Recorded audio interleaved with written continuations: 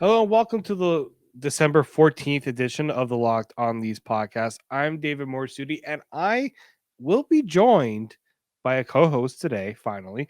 Locked On Ducks host Jason Hernandez willingly came on to discuss the Toronto Maple Leafs 7-0 victory over the Ducks. So I commend them for helping me join and just give me some insight on, the Ducks right now and everything that's going on. So we're going to discuss this game and more on this edition of the Locked On Leafs and a special crossover with Locked On Ducks. You're Locked On Maple Leafs, your daily podcast on the Toronto Maple Leafs. Part of the Locked On Podcast Network. Your team every day.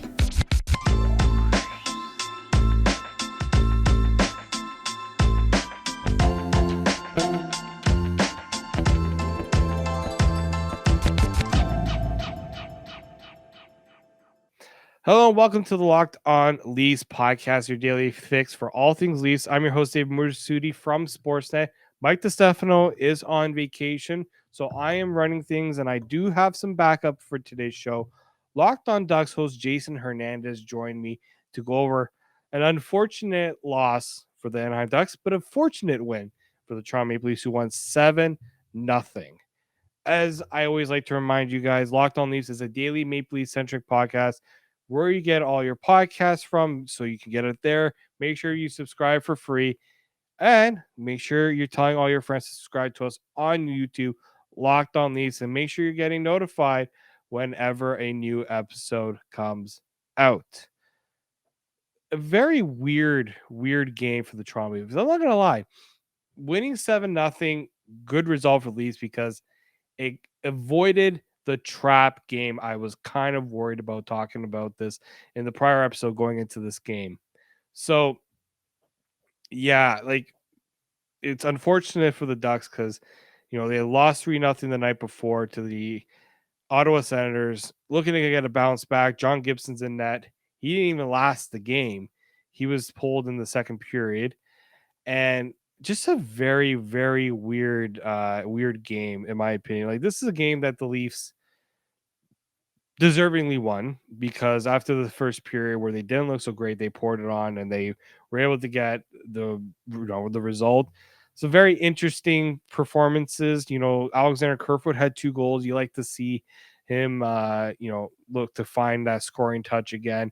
Pierre Engvall got a goal in his return to the lineup. Joey Anderson, first goal with the Toronto Maple Leafs. So, rewarding Sheldon Keefe for keeping him in the lineup. So a nice night for him. Connor Timmins, 3 points in this game. He had a career 8 points coming into this game. So nice to see a guy like Connor Timmins get over there and so get on the scoreboard as he did. No, those are things that you were expecting from Connor Timmins when he first joined the NHL. But very good performance from the Leafs. Ilya Samsonov, another shutout. I think I'm not talking about a potential goalie controversy now, but maybe somebody that will earn a few more starts. Considering Matt Murray didn't have his best game against the Flames, even though they won, be interesting to see how Sheldon Keefe approaches that. I will discuss more of that on a future episode because I am joined by the host of Locked On Ducks, Jason Hernandez. So let's wait no further. Let's get Jason on and we'll talk about the game and kind of a weird period right now going on for the Anaheim Ducks. I'm joined by Jason Hernandez. He is the host of Locked On Ducks as we unfortunately have to discuss the Toronto Maple Leafs beating the Anaheim Ducks 7-0. Jason, I appreciate you doing this. Let's get right into it. Sure, why not? First off, I can't believe I'm still covering this team and have all my hair. Like, I haven't pulled out all this hair yet. You know what? It's funny because about a month and a half ago, Mike and I were thinking this almost the same thing when a 3-1 Anaheim Ducks comeback. Pretty much they came out from a 3-0 deficit to beat the Toronto Maple Leafs 4-3 in overtime. Almost sent this Leafs team into a frenzy, but now months late, almost pretty much a month and a half later, The Toronto Leafs, I guess, got the revenge that they needed with that 7-0 victory over the Ducks. This was so payback. This was absolutely payback for the Ducks coming back and Toronto. I'm just gonna say it because I want to have at least some fun on my end. At least the Ducks got to give the Leafs the opportunity to blow another 3-1 lead. And that'll be the only joy I get this podcast. I know. Watching this game in the first period, it looked like this was going to be a tough one for the Leafs. It really did. Even though they were up 2-0, it was a battle. Like Ilya Samsonov had to make 16 saves in that first period. So it seemed like going into this game, it was all about this is kind of a trap game for the Leafs just because of where they were in the standings, how they've been playing, and how Anaheim has been playing. It really did get that feel in that first period that Anaheim was not going to make it easy, and then it all kind of went apart. John Gibson gets hurt; he has to leave the game. Mm-hmm.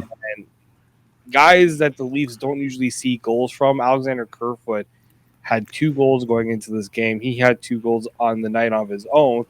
You got Joey Anderson scoring his first goal, Mitch Marner extending the streak. It was just everything that could have gone right for the Leafs went right in this game, and anything that could have gone wrong for Anaheim is just needs to gone wrong. Really, anything that could have gone wrong for Anaheim this season has gone wrong, not just this game. So, would you characterize this as the worst loss for Anaheim this season? No, and I'll tell you why. Because Toronto actually has a competent team. Toronto has a semblance of a team, and this did feel legit like a revenge game. I saw the Toronto fan base. I saw your episode. I saw how y'all responded after that game. It was a meltdown. It was a complete meltdown. And I said one of 2 things are going to happen. I mean, I was hoping the Ducks would sweep the season series, but in my heart, I knew, oh man, Toronto's just going to come out and destroy them. And they actually did destroy them. I didn't see it as the Ducks coming out guns blazing early on, because once Toronto got that first goal, right away I said, oh, it's over. It's already over, because the floodgates will assuredly open, and sure enough, they did. So I don't think I saw it the same way you quite did, just because I've seen how this Ducks team operates once they allow that first goal. That's how it always is. When I looked at this, like the matchup, I looked at, okay, Anaheim was playing the night before. They got shut out by the Ottawa Senators, who haven't exactly been a good team themselves this year. Yeah, that's one of the worst losses of the season. That's where I thought personally that this was going to be in the Leafs' favor, just because they had that going for them. Yep. But we have seen the Leafs at times go up against teams that they should beat, and it's a train wreck, right? But I was, listening to this game and listening to the post-game report from the radio crew for the Leafs that were covering. They said, Yep. This is kind of showing maybe the Leafs are taking this differently, because we have seen the countless moments of embarrassment for this Leafs franchise. Yep. You know what? The game earlier this season, Exhibit 1. Exhibit 1 was that game earlier this season where, frankly, the Ducks had no business winning that game against Toronto at the Pond. And I was still shocked. Yeah, and that's where the game tonight, retribution, but it also just shows how much has changed for this Leafs team in this time. Has really much changed in terms of Anaheim. Is this kind of yes, and I'll tell you why. Because the Ducks are missing a couple of key players that were there before. Did you notice that Jamie Drysdale has been out for a while? Yep. Remember how much Jamie Drysdale kind of helped that comeback for the Ducks back then? This was right before he got the labrum injury, and now he's out for the season. So they're missing him, certainly. Missing Max Jones. I mean, the Ducks had to go 11-7 tonight, because I don't know if you saw early on, but there was a late scratch in the game where all of a sudden Dallas Eakins had to go back to 11-6 just when he had finally gone back to a regular lineup. It was 12-6 for the first time in a while, and then all of a sudden Max Jones was a late scratch, and in comes Colton White, so 11-7 again. The only line doing anything worth a damn right now is the Henrique, Troy Terry, Trevor Zegras line, and that's it. Everything else has been a dumpster fire. Max Comtois on your second line, oh boy. Strome and Vetrano, they haven't looked good. And Klingberg, not top defenseman anymore. It's not Fowler and Klingberg. It's Fowler and Dmitry Kulikov as the top pairing. Probably not what you were expecting when you started the season. Like, Klingberg was probably the surprise of the offseason when he signed there for me when I look at all of those things that happened. But,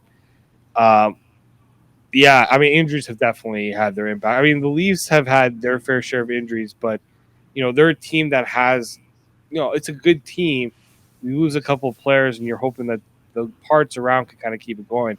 Anaheim is a rebuilding team that added some of these pieces, but you take a couple of them away, and that's where the lack of depth really starts to show. I guess No kidding.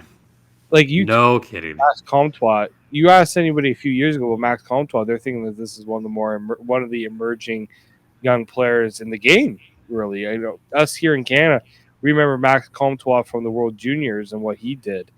And tonight, he had a great chance on that, and we hear them talk about how it hasn't really come together for him, as a prospect for this team, for Anaheim.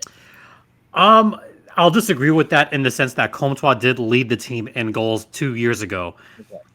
But then he's had to battle back from injury. So I would say during the pandemic shortened season, it was starting to come together, and he was beginning to have a complete season get cut short by the panorama. And now he's just been battling back, trying to get back to that 100%, trying to get back to that guy that the Ducks fans know he can be. And now him on that second line. I mean, I'll agree with you in the sense that he is still highly touted, and he does still have the talent. He's just got to put it together for a complete 82 games. So what does that look like for, the Anaheim Ducks?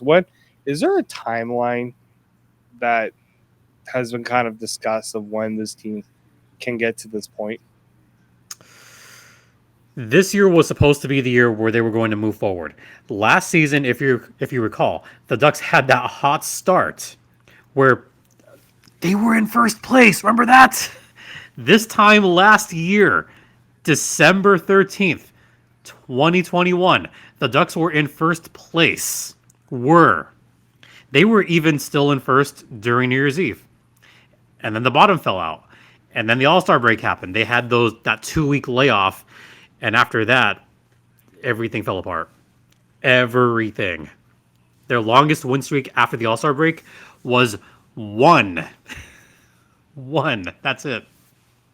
It's truly kind of remarkable, just kind of how it all, has gone for this franchise. Because I just remember the Ducks of even 2000 and pretty much before when Frederick Anderson was traded to Toronto. So we'll say 2016. Before 16. So we're talking about when the Ducks made the conference final against Nashville. Yes. Bruce Boudreau, the, famous couldn't get past the Game 7.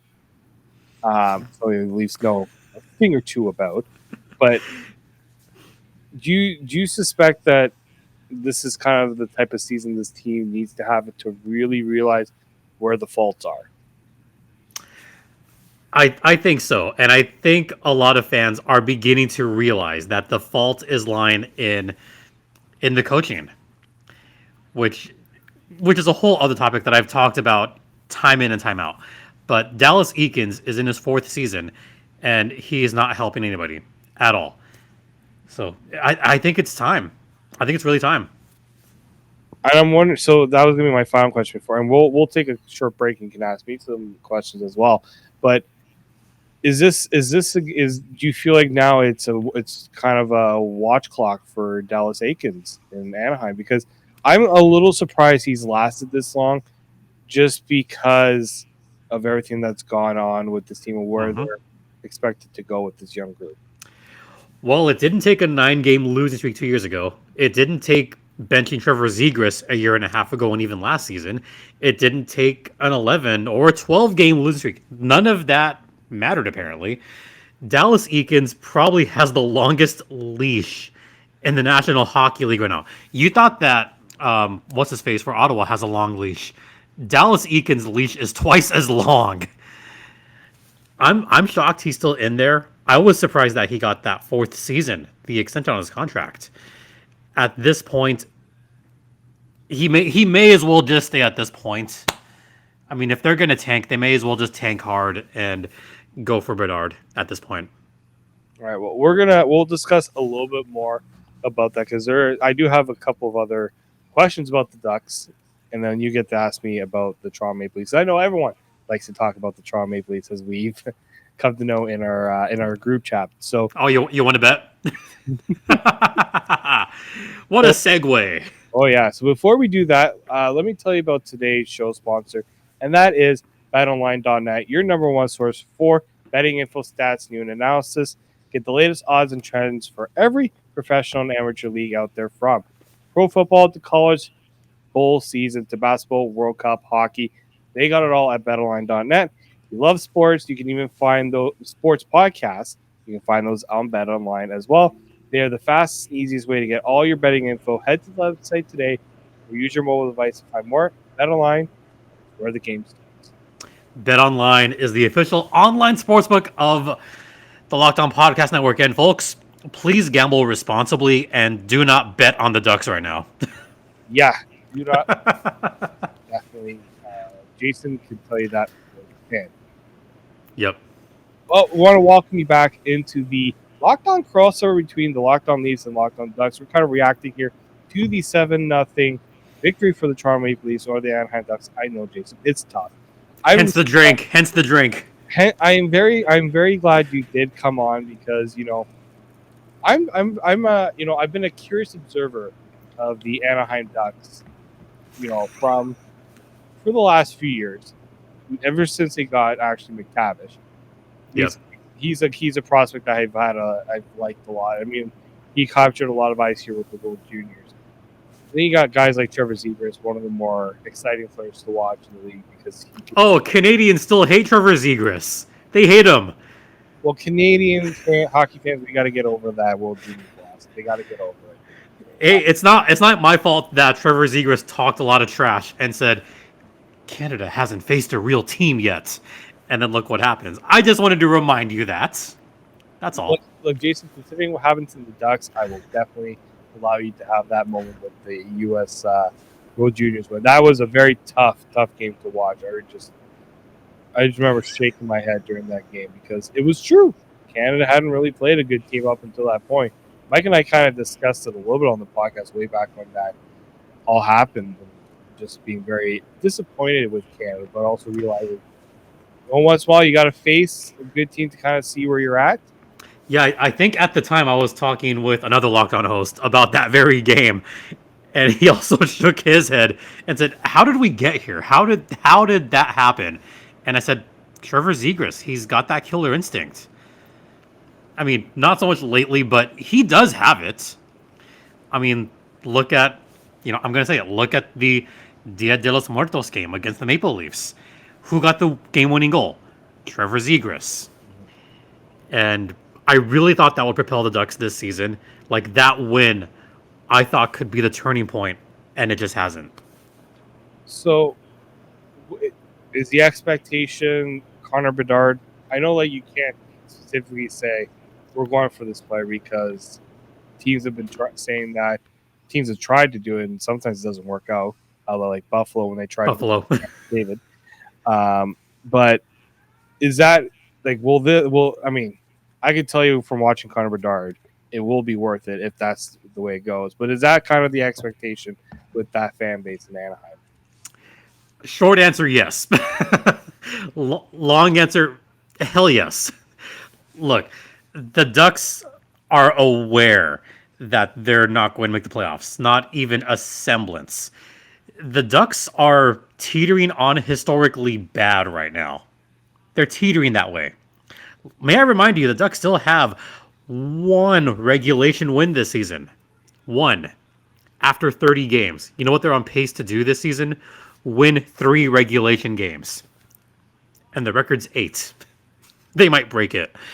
So I think the expectation is absolutely either Bedard or Fantilli. Fantilli is a great player in his own right.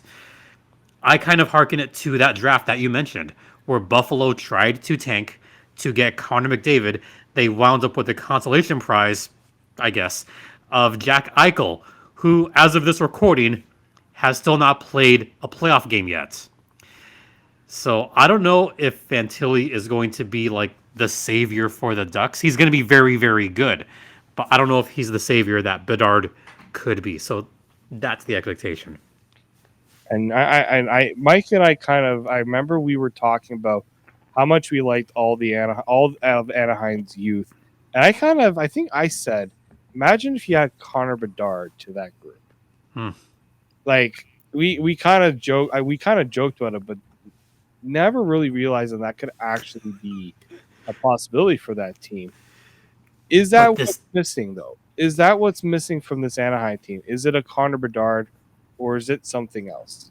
Or, well, maybe more than something else. It's more than something else. It's both players and also coaching. They need the right coach to really mold that youth. And we have found out over the last 4 years that Dallas Eakins is not that guy. I've mentioned the benching of Zegas. We forgot he's benched Mason McTavish as well. He did so a plethora of times last season, and even the first few games this year where McTavish was getting 7-8 minutes a game and being relegated to the fourth line. Eakins is not the guy for this job, especially with all the youth that are coming up right now. Olin Zellweger, who, by the way, is leading the WHL in scoring for all defensemen, and a guy that I think was a snub for Team USA, Sasha Pastujov. How do you like watching Sasha on OHL this season? You know, the Ducks have always done a great job drafting. You can name so many players. I think the big one here too is the coaching. Is there somebody in the wings with that team, or is it going to have to be they have to find somebody that's going to have to do that job? It was going to be the goals coach last season, but that did not work out all that well. Actually, that whole situation kind of blew up in their face. And now the Gulls have Royce Summer as a coach, who's kind of a bridge between who they're probably going to go after next. So I think it's going to be a complete clean house, both with the Ducks and the Gulls. Royce Summer was, for all intents and purposes, retired. He came out of coaching retirement from the Barracuda and is coaching one final time. I mean, that's kind of what we're expecting. One final go-around with the Gulls, who are also in last place, by the way. So I think it's going to be a complete, just clean house. And Pat Verbeek is going to get his guy. I don't know who yet, but he might have someone out there. We don't know. Yeah, it's gonna be an interesting case over there in Anaheim. All right. Now, the Toronto Maple Leafs have been there before. Mm-hmm. When it was 2014, not really tanking at that point. It was they were bad, so they got a top 5 draft pick that ended up being Mitch Marner. 2015 was a season where they decided, all right, we're gonna make sure we're bad to go and get Auston Matthews. And you want to talk about pain? That 2015 season, Leo Komarov was the Leafs all-star in that season. Or in one of those seasons. I think it was that season. Oh, put some respect on Leo Komarov's name now. Come on.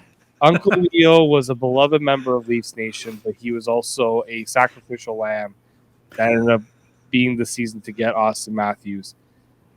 And then, the Leafs have tried very hard to not make this as painful of a process. And look, the regular season has not been painful for the Leafs fans. It's always been the playoffs. As somebody who's watched the Leafs from the outside, especially on the West Coast, because I know sometimes it's a little tougher on the West Coast to watch these games, and I maybe that's probably a saving grace for you. But I know you're on the East Coast now, so you're not fully. I know that it's not something you can easily escape. But what have you? any questions, really? I mean, what have your observations been of the Leafs so far? Oh boy, I've got a few. So one of the things that I actually really like about the Leafs right now is okay, what is it about that top line of Toronto that just likes to destroy everybody? Like really? Well, What is it? the funny thing is they when they split up Matthews and Marner, because there were a lot of media members that were questioning whether to do it because it was looking as if almost like a demotion for Marner because his play took off when he went with Matthews. Mm-hmm. But what it's actually done is that Austin Matthews can go out there, and because Mitch Marner's on such a point, he's on such a tear right now. Opposing teams like we're gonna focus on Mitch Marner, and Austin Matthews just like, really? Okay, well I'll take the second best option we have defense wise, and you know what? The thing about that top line and doesn't get enough credit is William Nylander is Oh, Willie. he is getting that. It's funny because I guarantee years ago people would have looked at a potential trade for William Nylander and the Ducks being a team that might have had packages that could have gone William Nylander, but no one's talking about trading William Nylander right now because, in my opinion, he has been up there. I mean, everyone I've always been a Nylander guy. I've always defended him, even back to his days with the Marlies when he was just coming up. yeah. Like you could see the game that he has there. You know what? It's weird because he was the first of the three in terms of the three young drafted between him, Matthews, and Marner. Nylander was the first guy that kind of joined this group. He was drafted by the old regime, but Shanahan was kind of around for it, and it's taken some time. There's been some growing pains. He doesn't play a game that suits everybody's likability meter. Right. But I think this season, there's no doubting that William Nylander has taken his game to a different level because his head coach has said it. He says it's time to put a little more respect to this name. That's pretty much what Sheldon Keefe has been saying the last while. And you know what? You read the stories that have come out about William Nylander, a lot of the media members are starting to say that now. They weren't saying it before. They were saying Nylander's kind of a guy, right? Like he's a part of the team. But when we think about the core group, it's always starts with Matthews, Marner, Tavares, then Nylander. Now Nylander's starting to get a little bit more into that conversation with the top two guys. Yep. And I know this is always my big question with Toronto, and it especially is this season, is how far can your goaltending go this season? Because I know a lot of people liked Soup on that team. Jack Campbell, was a competent goaltender and actually had some stretches where he was just downright magical in Toronto. And I followed him because, I saw him play when he was down with the Ontario Reign of the AHL. So I got to see a lot of Jack Campbell up close.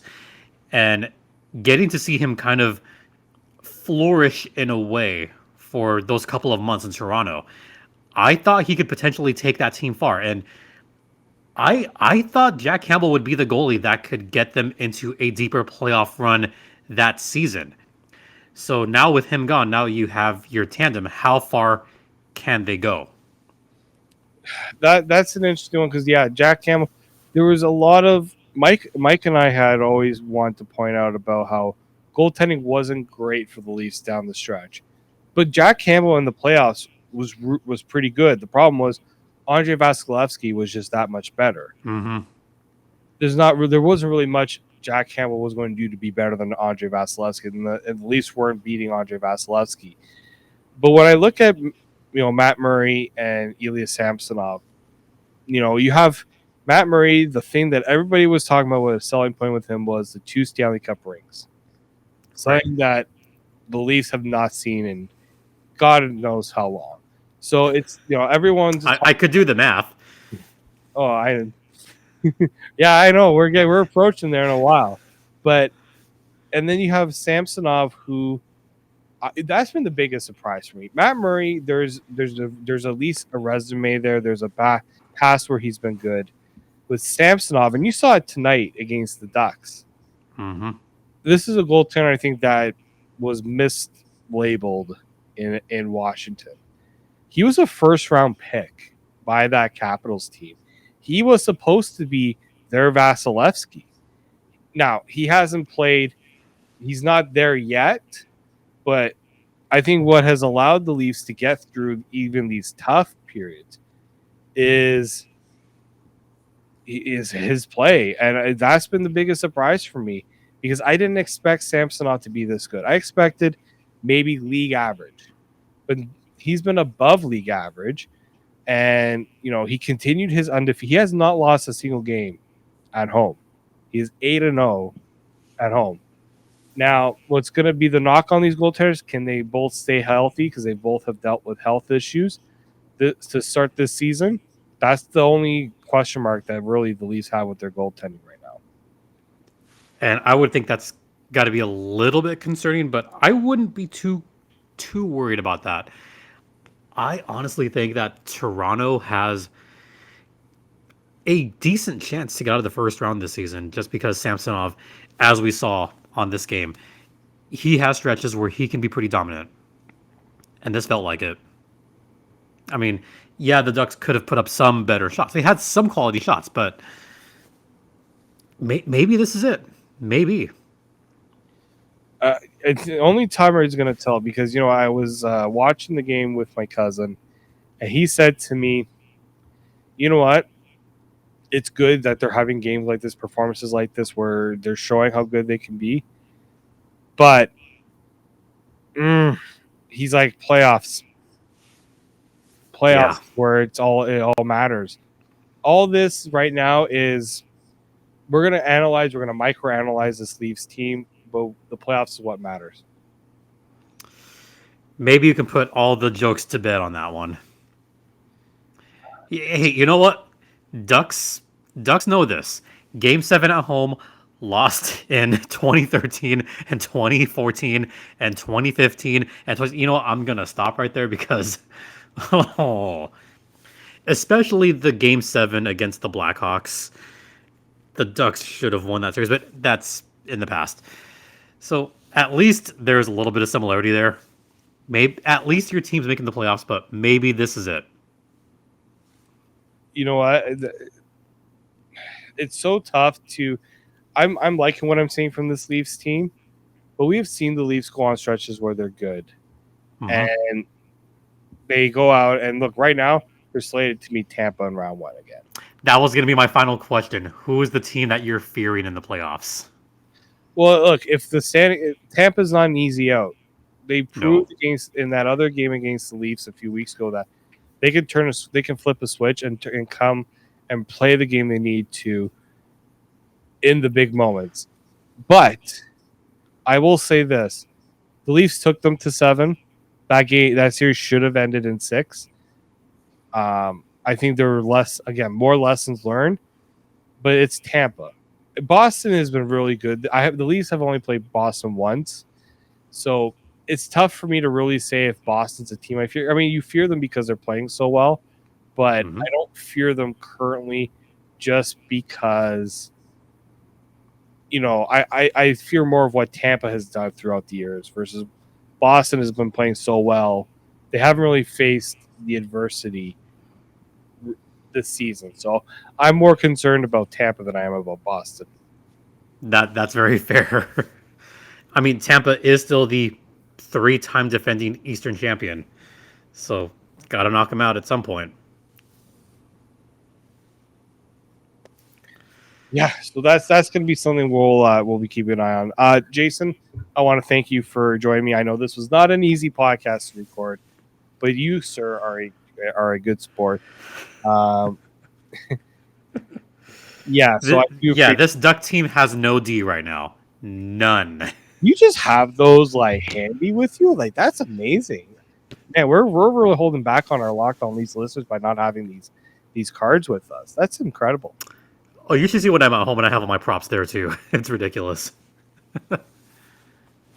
So yeah, actually while I have you here, so can you let anybody who wants to watch your stuff, where can they get it? Where can they find you? Well, you can find me on Twitter at StimpyJD. That's right. down there. And if you check out my personal Twitter, I met a duck again. I don't know if you're familiar with Wrinkle the Duck, I the am the marathon running duck. I met a real life duck. So I thought that would be a good sign. Turns out it wasn't. But you could check that out on my personal Twitter. And the show's Twitter's at LO_Ducks. What else am I doing these days? Let's see. I'm contributing for Defend the Nest, which covers the San Diego Gulls. And might have some other stuff coming up, but we'll see. And yeah, you can check out this podcast wherever you get your podcasts. That includes, Spotify, Stitcher, not Smoke Signal, not CB Radio, not Ham Radio, not yet. Maybe one day. We'll get there. Maybe one day I'll drink enough where I'll just be like, you know what? I'm going to go on the Ham Radio tonight and just talk crap about this team for an hour and see who shows up. It's getting to that point. You know what? I commend you. I always say this, and folks who are listening to this podcast, just think it's tougher to cover the teams that are in a position like the Ducks are than the Leafs. Yep. Because I give you a lot of credit. 5 days a week, you're finding ways of this team and trying to do it in a way that's entertaining. Well, because I do it for 4 days a week, because the other day of the week I cover the San Diego Gulls, which is just as bad because they're also in last place. They're also 32 out of 32. I will say this. When the Leafs were bad, at least the Marlies were good.